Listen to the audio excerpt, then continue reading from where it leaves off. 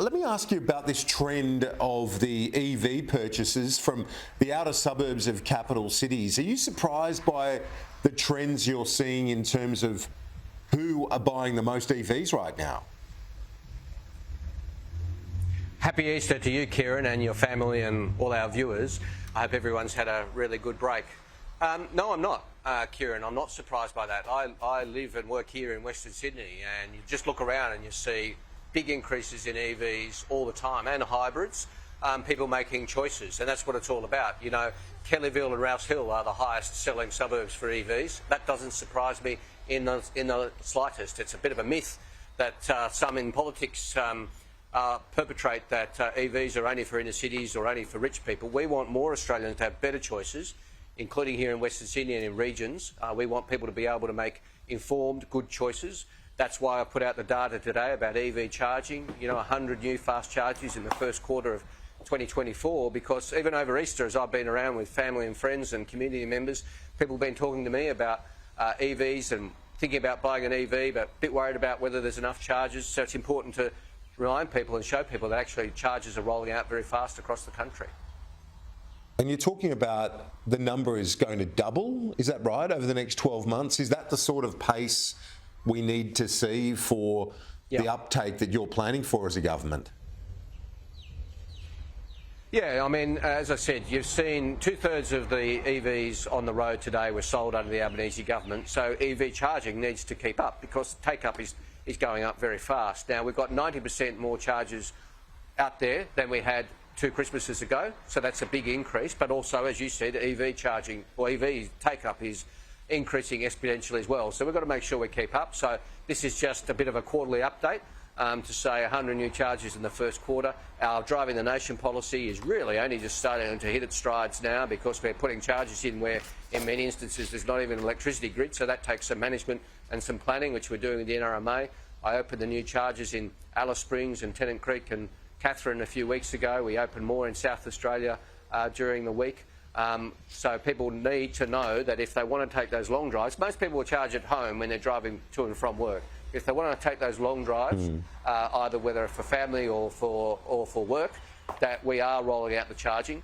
Federal government, state governments, some local councils and private sector working together to ensure that we increase the number of chargers available. When you look at the broader issue here, there's a real divide now before the next election. Nuclear on the one hand from the opposition, the solar sunshot that you announced last week at the Liddell Power Station, and renewables from your side. I just want to get you to respond to the assessment that renewables have stalled, and the number that people are referring to is the Clean Energy Council number. Utility scale investments in 2022 was $6.5 billion investment.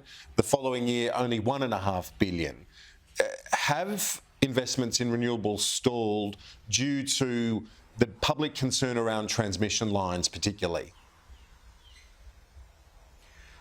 There is some issues that we are addressing around transmission lines and better social licence, but actually we've seen some encouraging figures out of the investment figures. We've seen a record investment of batteries, big batteries for example. We've seen 5.9 gigawatts invested in those figures, so that's good, but we have more to do, and hence we've announced we'll have the capacity investment scheme to really underpin that dispatchable renewable investment, because that's, as countries around the world are all on the same journey, we're all competing for the same capital and the same supply chain inputs. So our capacity investment scheme, of which I'll have more to say in the next couple of weeks about the details of the options, but it's going to really underpin more renewable investment, more dispatchable renewable investment, and this is the way of the future. You know, in Europe, just for the last year, for example, they installed as much renewable energy every week as one nuclear power plant every week. So this is all pretty impressive figures around the world, and we're competing in that environment.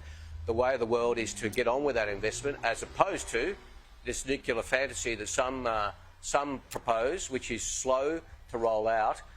Many years, and the most expensive form of energy available. Why you would do that with these wonderful renewable resources we have in Australia is beyond me. Well, the AGL company is obviously backing your idea with the solar sunshot initiative. At the various other sites where the coal-fired power stations are being phased out, Ted O'Brien is confident that others will be of a different view. What's your read on that? Well, come on and tell us your policy, Ted. I mean, you've been talking about it for 18 months, and AGL's made it very clear, as other energy companies have, that they're not interested in nuclear, because why would you roll out the most expensive form of energy? You know, AGL is the owner of the old Liddell Power Station site. They're turning that into a renewable energy hub, including the manufacture of solar panels, which will employ more people there than were employed at the old Liddell Power Station in one factory.